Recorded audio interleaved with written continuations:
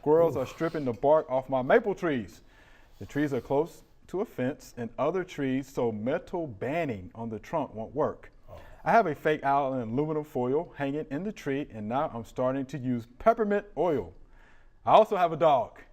How do I keep the squirrels off? And this is from Ron right here in Memphis. And we talked a little bit about this earlier. We get a lot of calls at the office about squirrels, don't we? Yes. You know, squirrels taking my tomatoes or peppers or whatever the case may be. How do you deal with squirrels? Now, I know if Mr. D was here, I know what Mr. D would say. 12-year-old with the, fill in the blank. All right. But so what do you say about the squirrel? I just really don't know what to tell him. I mean, because there's no way to eliminate it. Yeah. And you know, because they can jump from tree to tree, so that's like he's said in there. Fences, other trees are close. Yes.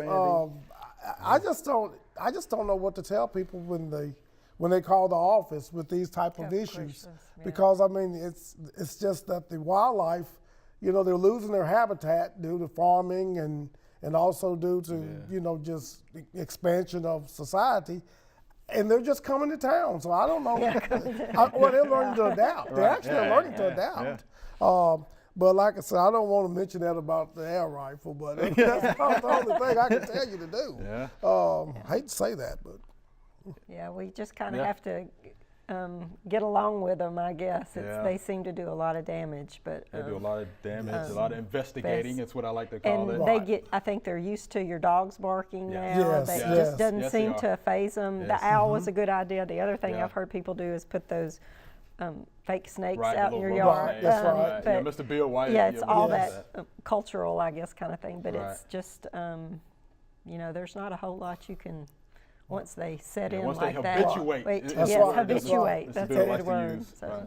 And on those owls, you have to kind of move them around too. Like the snakes too. Because otherwise they figure it out. They'll figure it out. So. Wow. And of course, you know, some of our literature will say a little bit about trapping. You have to bait, you know, the traps, of course, apple slices, oranges, nuts, and things like that. When you trap them, you got to figure out what to do with them. Because they might, you take them somewhere, they might beat you back to the house. That's true. So that's the thing. Or with your trapping. neighbors just move over to you. Right? How about that? And then, of course, there's some taste repellents that are out there.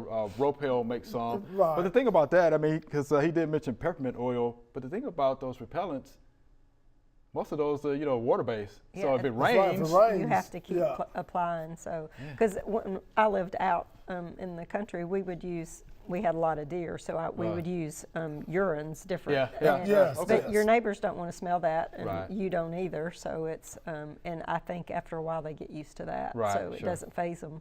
Because I was going to suggest buying some of that coyote pee. Like we said, that.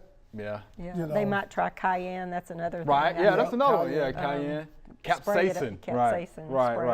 That's a good one. But again, you know, especially with all of this rain we've had here lately, it just washes off, so it has to be reapplied.